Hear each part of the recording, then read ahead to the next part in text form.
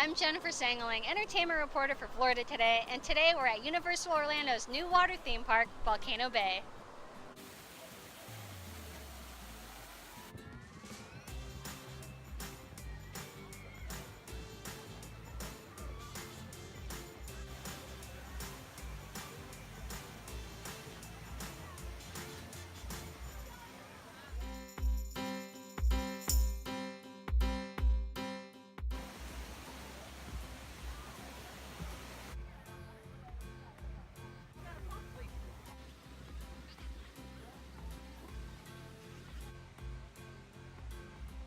You traveled all the way from Tennessee? We traveled all the way actually from Olive Branch, Mississippi, which is 5 miles from Tennessee.